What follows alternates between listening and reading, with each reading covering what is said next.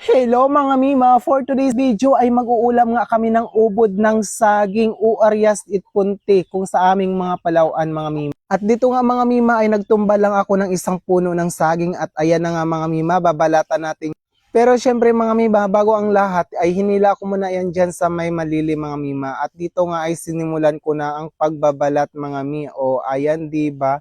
Kailangan yung pinaka talaga mga mima, yung malambot na parte na ng saging yung ating kukunin. Alam nyo ba mga mima, na sadyang napakasarap nito dahil ito yung aming laging ulam dati mga mima. Tapos mangunguha lang din kami ng gulay na nakukuha sa gubat mga mima. Tapos papaghalu-haluin lang namin, lagyan ng asin, tapos lagyan ng kamyas pang paasim sa kanya mga mima. O di ba? Napakasarap na nun mga mima. At dito nga mga mima ay natapos na tayo at uuwi na tayo sa aming bahay.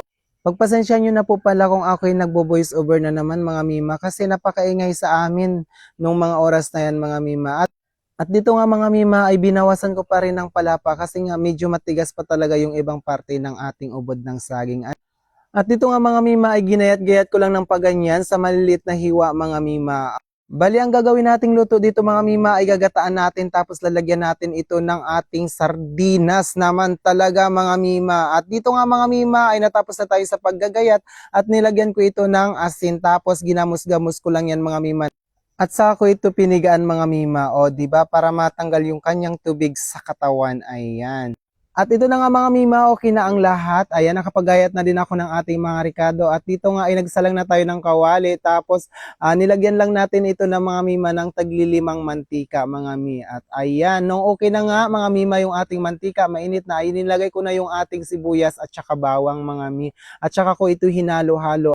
At nung okay na yung ating ricado ay isinunod ko itong ating kamatis mga mima. Ayan, ginisa ko lang ito ng saglit at isinunod ko itong ating ubod ng saging mga mima. Ayan, o di ba? Hinalo-halo ko ulit at dahil nga mga mima pumalpak na naman ako dahil dapat talaga kasunod doon ay ang ating sardinas. Ayan na mga mima, nahuli pa. Huli-huli talaga itong ating sardinas mga mima. At ayan, hinalo-halo ko talaga siya ulit mga mima ng ganyan.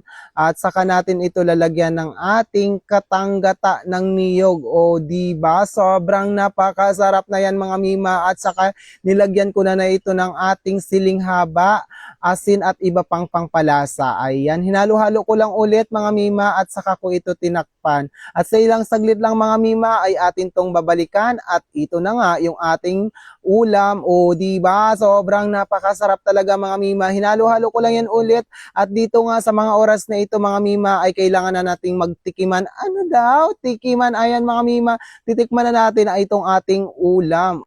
At siya nga pala mga mima, kung napatapos mo yung video ko na ito, please don't forget to follow sa mga hindi pa nakapag-follow sa akin. At syempre, paki-like and share. Mag-comment din kayo mga mima. Hanggang dito na lang yung video ko na to. Maraming salamat po at ingat tayo palagi. Bye-bye!